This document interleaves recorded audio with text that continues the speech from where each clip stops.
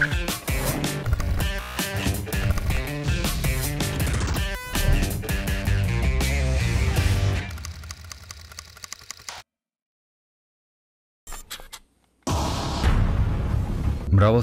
მხატვრულმა და დოკუმენტურმა ფილმებმა მსოფლიო უკვე დიდი ხანია დაიპყრო.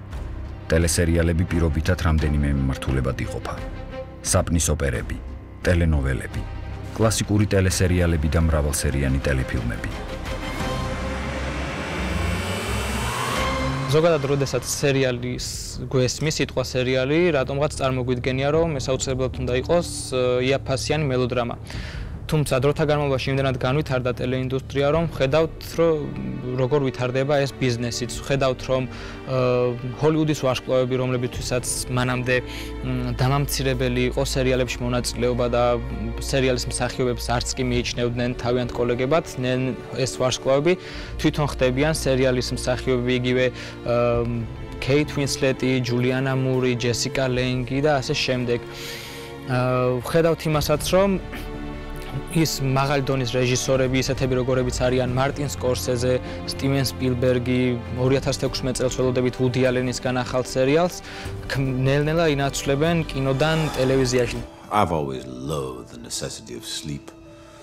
Like death, it puts even the most powerful men on their back. მაღალი დონის სერიალებს გვთავაზობენ, სადაც აი 20 წუთში შეიძლება იყოს მოთხრობილი მთელი ამბავი, მთელი ისტორია და მერე გიჩენენ საოცარ ჟინს, სურვილს, რომ დაზომბდე, ასე ვთქვათ და ელოდე შემდეგ კვირას, რომ შემდეგ კვირას კიდე უფრო გაგიჟდე, რომ იმის შემდეგ კვირას დაელოდო კიდე. ამიტომ ყველაზე ხშირად მაინც უყურებ სერიალებს. უმეტესი ახალგაზრდები, უმეტესები უყურებენ სერიალებს და ნაკლებად უფრო ფილმებს. GDPedia დღეს მსოფლიო ტელეშედევრებს წარმოგიდგენთ. სამეფო კარის თამაშები.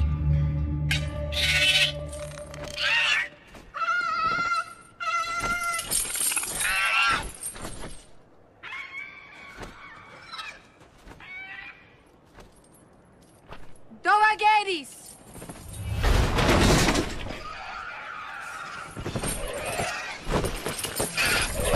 Naijon mevatas! Geledis!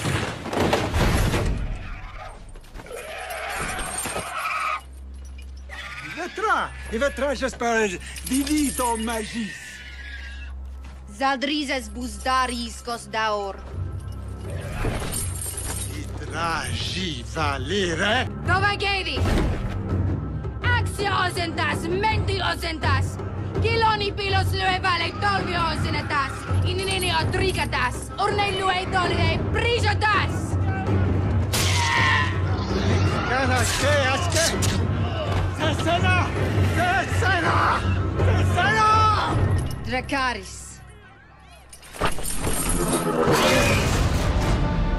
ეს არის სერიალი, რომლის თითოეული სერიის გამოსვლას ყველა სულ მოუთქმელად ელოდება.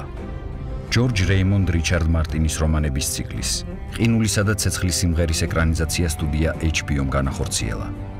ტელეეკრანებზე ის 2011 წლის აპრილში გამოჩნდა.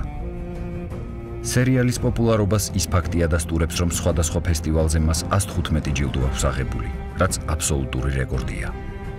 სამეფო კარის თამაშებს მილიონობით თაყვანისმცემელი ყავს მთელს მსოფლიოში.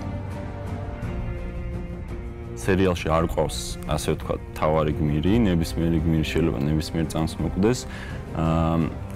თუ არ ნახავ დრაკონებიან სერიალს, სადაც დრაკონები ჩანა, შეიძლება იფიქრო, რომ შუა საუკუნეებზე გადაღებული სერიალია, თავის ინტრიგებით, სექსით და მკვლელობებით და 1000 უბედურებით. და სწორედ ეს მოულოდნელობის ეფექტი აძლევს ამ სერიალს იმ მუხტს, რომელიც გვაიძულებს მაყურებლებს, რომ ერთი წელი დაველოდოთ ახალ სეზონს. Lord of Light, Master of Coin, Mother of Dragons. ძალიან ველოდები ყოველ სერიას განსაკუთრებით ახლა. პირველი, მეორე, მესამე და მეოთხე სეზონს ორ დღეში ვუყურე და მე მეხუთე სეზონი რა გამოდიდა და ახლა ყოველ სერიას რაღაც თვეობით ველოდები. იმდენად ვექცევი ხოლმე ამ სერიალის გავლენის ქვეშ, რომ მეც მინდა რომ მოვიწყო პატარა სამყარო და ოთახში მქონდეს Game of Thrones-ების რამე. და მაჩუქეს ეს თოჯინები, რომლებსაც ვინახავ და რომლებსაც გიჟდები ნუ სამწუხაროდ ხალდროგო აღარ არის ცოცხალი, მაგრამ მაინც ბანკოს სახლი.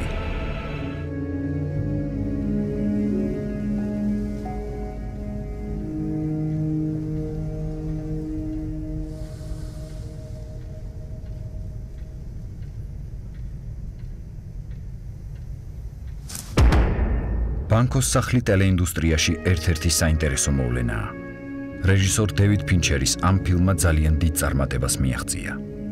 სერიალში კარგად არის გადმოცემული თუ რა შეიძლება გააკეთოს ადამიანმა წარმატებისა და ძალაუფლების მისაღწევად.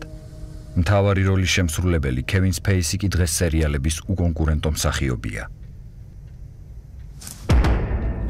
ჯერ სერიალი არ მახსენდება, რომელსაც ესეთი კარგი კასტი ყავდეს. და ის რეჟისორები თუ სერიალზე მომუშავე სტაფი, რომელიც შეგვიძლია ვთქვათ, რომ ჰოლივუდის გამორჩეული პროფესიონალებით არის შედგენილი, ძალიან ცნობილი სახელები და ძალიან სენსიტიური თემები. თორეს ყველაფერი მიდგომა პოლიტიკოსების სხვა თვალი დაგვანახა და კონგრესმენები, ამერიკის თვითონ შიგნით საქმეები და ყველაფერი საინტერესო იყო ძალიან. მომწონს თვითონ სერიალის გადაღების სტილით, როდესაც მთავარი პერსონაჟი პოლიტიკოსი რაღაც სიტუაციებში ტრიალდება შენსკენ და მოგმართავს და გაქვს იმის ილუზია, რომ ეს პოლიტიკოსი შენ თვითონ ხარ რაღაც გარკვეული სიტუაციების მონაწილე და თვითონ ამ სერიალში თვითონ ხარ ჩართული. ვიკინგები.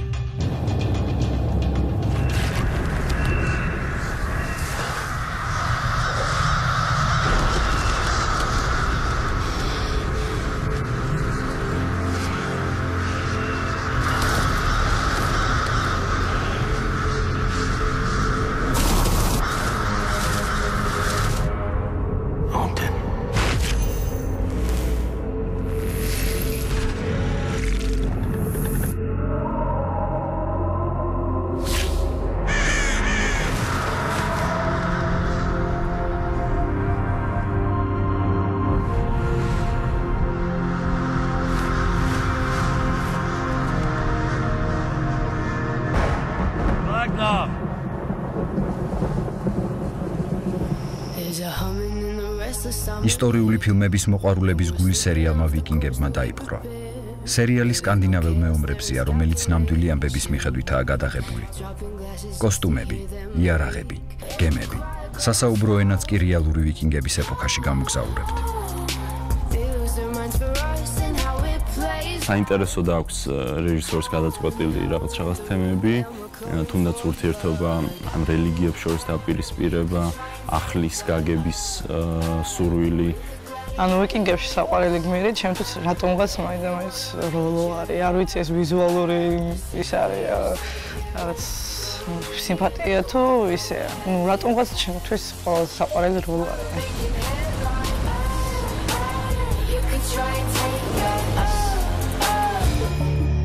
მძიმე დანაშაული.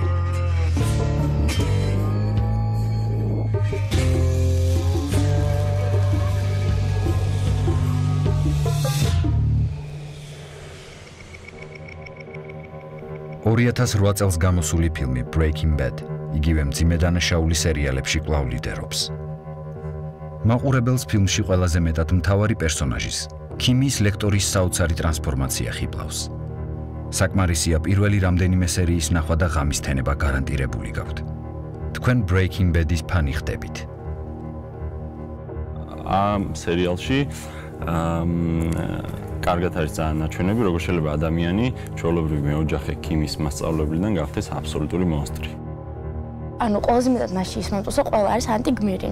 არც ერთი არ არის დადებითი პერსონაჟი, ყველა არის ცუდი. ჩემთვის მაგალითად რაც კი გამოსულა აქამდე სერიალები და გამოდის, მაინც პირველია. ტელეკომპანია GDS-ი მსოფლიო ტენდენციებს არ ჩამორჩება და ქართველ მაყურებელს ყველაზე საუკეთესო, მაღალხარისხიან სერიალებს თავაზობს.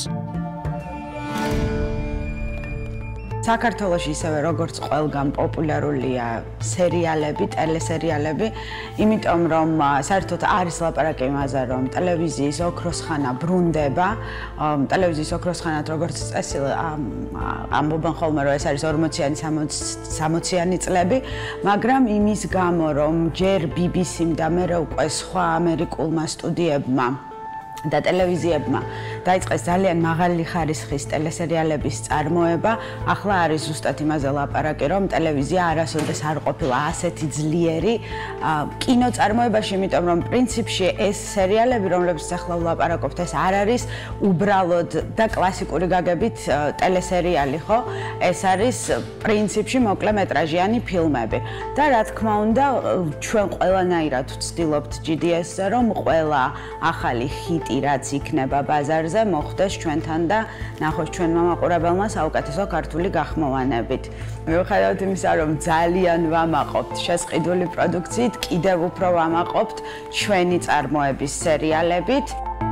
წელს ჟურნალისტთა საერთაშორისო ფონდმა სერიალ ტიფლისის შემოქმედებითი ჯგუფი ოქროს ფრთით დააჯილდოვა. ტიფლისმა წლის საუკეთესო სერიალის ნომინაციაში გაიმარჯვა. ტიფლისი.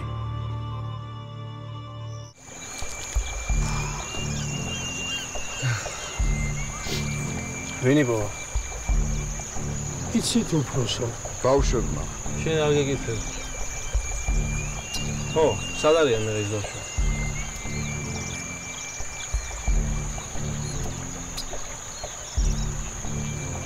საქმე აქ იქნებიან რა. დადი ახლა იპოვეს ბავშვები სადმე აქ. კი ბატონო. როდის დაიწყება ტიფლისის მეორე სეზონი? ეს ის კითხვაა, რომელიც ქართველ მაყურებელს ყველაზე მეტად აინტერესებს. სერიალის მოქმედება მე-19 საუკუნის საქართველოში ვითარდება. ბატონყმობის გადავარდნის შემდეგ თავადები გავლენების სფეროებს ინაწილებენ. ადამიანები თვაჭრობენ. სავაჭრო გზას აკონტროლებენ და ხალხს ატერორებენ. მათ წინააღმდეგ ტყეში გავარდნილი ყაჩაღები იბრძვიან. დაპირისპირება ტიფლისში ინაცვლებს. ფანტასტიკურ ქალაქში, სადაც ყველა თავისი ინტერესების დასაცავად კანონის დარღვევით მოქმედებს. იცოდე ინანებ. თავარი ალბათ არის ის, რომ GDS შეუძლია იყოს პირველი ქართული ტელევიზია, რომელიც ამ მსოფლიო ტრენდს აყვება, რომელიც დაამტკიცებს იმას, რომ ჩვენ შეგვიძლია გადავიღოთ ისეთივე მაღალი ხარისხის პროდუქტი და მაგალითად მე როდესაც ჩვენს უცხოელ კოლეგებთან გვაქვს ხოლმე ამ თემებზე ლაპარაკი, იგივე BBC-სთან და მე მგონი უნდა ვთქვათ, იმიტომ რომ ეს ძალიან საამაყოა, ვერც აგიხწერთ როგორი სასიამოვნო გაუქმება იმათი მხრიდან, რომ თურმე პატარა საქართველოშიც შეუძლიათ რომ გადაიღონ აი ასეთი დონის პროდუქტი. ძალიან საინტერესოა ის, რომ ჩვენც ვაკეთებთ იმას, რასაც ძალიან დიდი კომპანიები ეჭიდებიან ძალიან დიდ და მდიდარ ქვეყნებში და ჩვენს გამოგვდის ისეთივე კარგი როგორც მათ.